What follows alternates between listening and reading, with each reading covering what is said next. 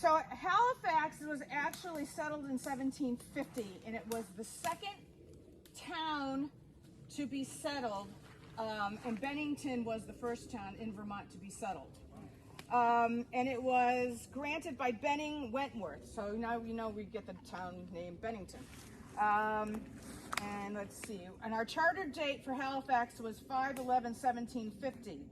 The original township, when they started dividing up Vermont, the nice squares. So the original township, when they subdivided Vermont, was 23,400 acres, and Halifax was divided up into 64 separate chunks of land, each being 360 acres apiece.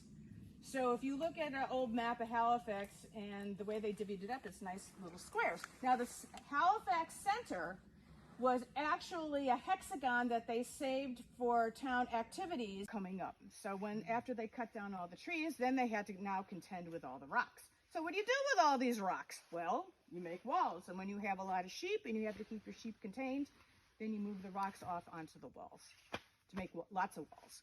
Now, most of these walls are what you would call, you can see them back here, are what they would call thrown walls, which is you just take a rock and you throw it over onto the pile. And then if you were, as more farmers were here and you had more money, you could probably, the occupation of mason or stonemason, you could actually hire somebody to come out and make the fence if you got a lot of money. So most of these walls now, probably a couple hundred years old, are now deteriorating because nobody keeps them up. It was a yearly thing to come out every spring and fix your walls because the rocks just have a tendency to just keep falling off, and you have to put them back up. Up, heading north, is that north, I guess? Kind of west. On the right-hand side is between Perry Road and Old County Road. There's a section of Green River that had a lot of mill sites down there. And Otis's owned, there was a Harris Mill down there. Otis took over from the Harris Mill. I didn't put that in with the trip today because you'd have to get back into the car and then drive all the way around and get all the way back over there to see at the mill site.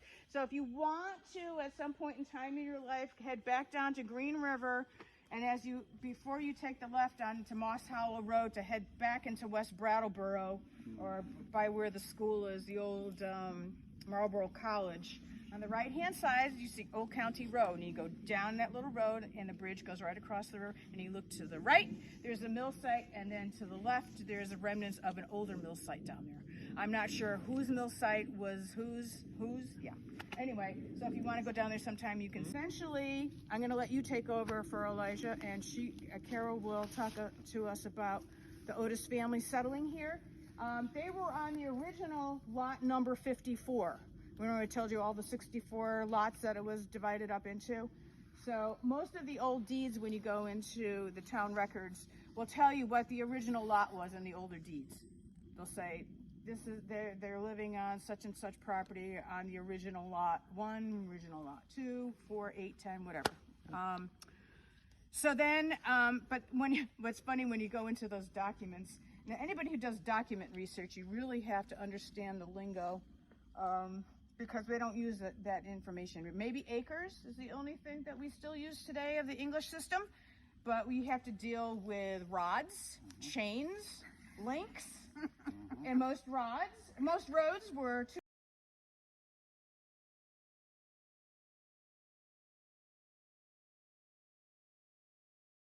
have sat right on the edge here.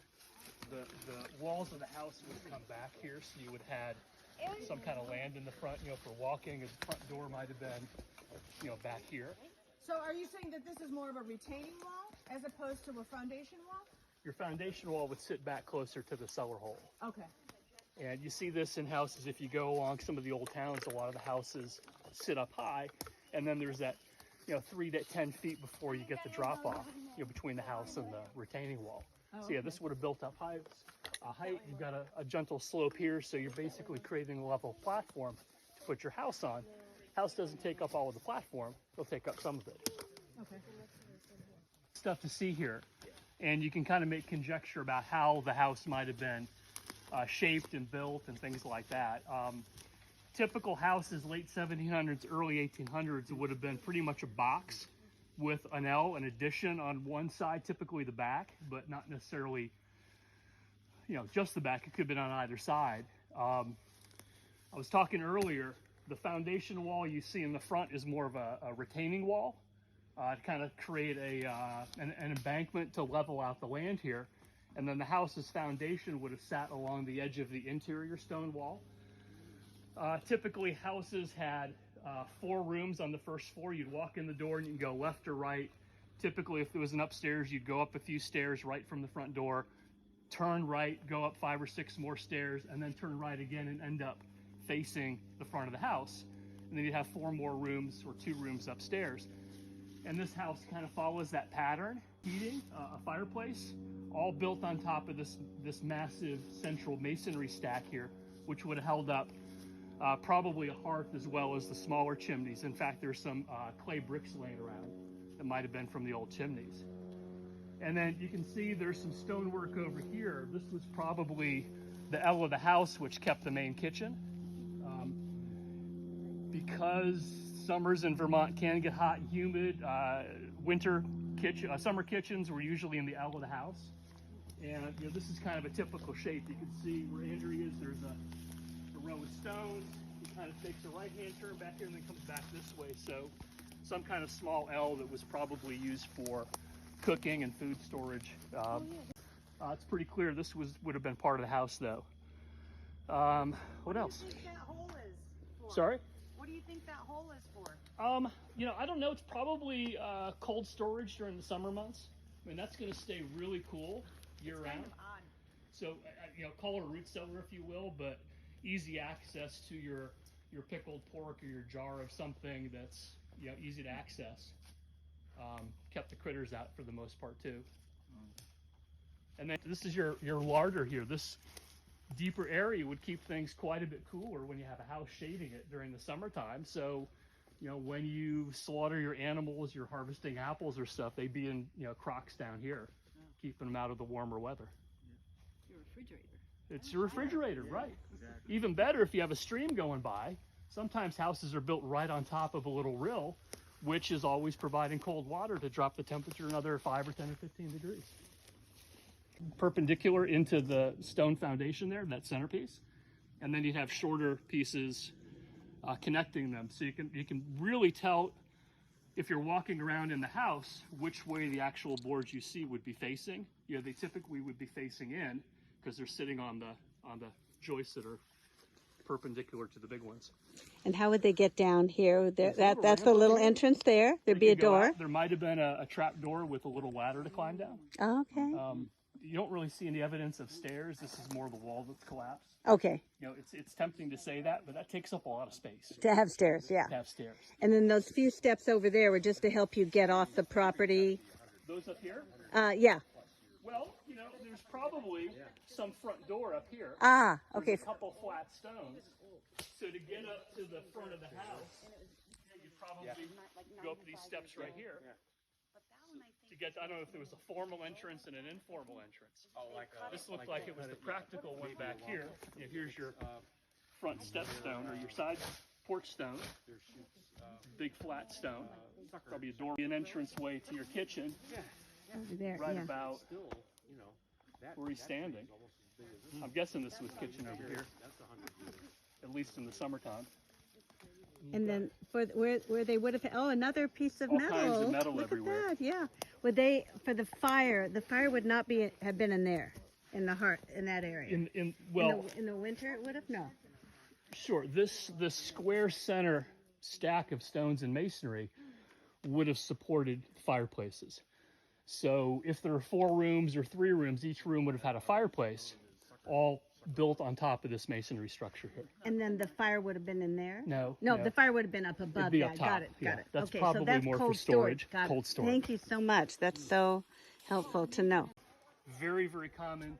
You'd have 3 or 4 steps up, turn right, 5 or 6 steps, turn right again, and then to the extent there's a second floor, it's another 2 or 3 steps up, and then you go right or left. Typically a window right over the door.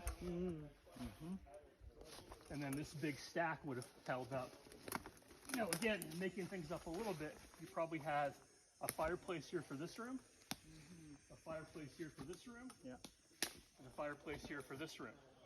So each room has some kind of heat. Yeah, lots and lots of bricks up here. Oh, yeah. cool. Lots and lots. Kelly. So pretty clear what that was.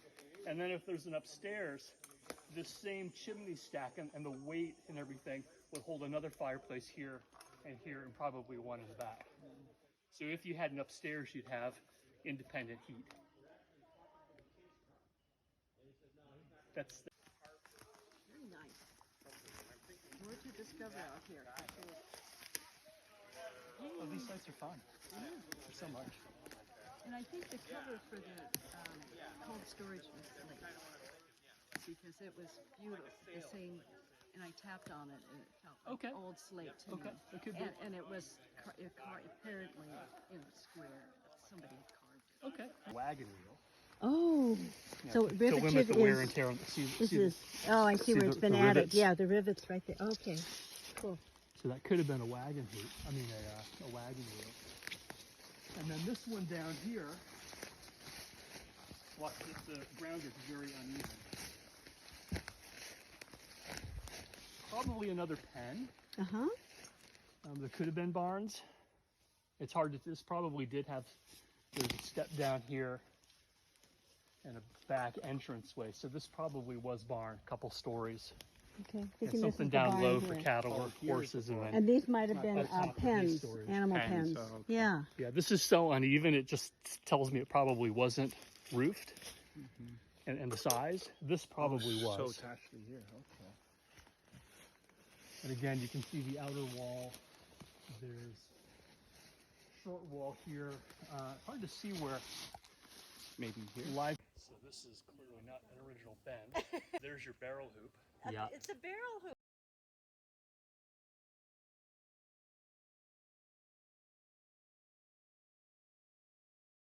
Back. So probably a 5-foot high basement area with ground level access back here to keep livestock in, and then probably steps up to a main platform for hay storage typically.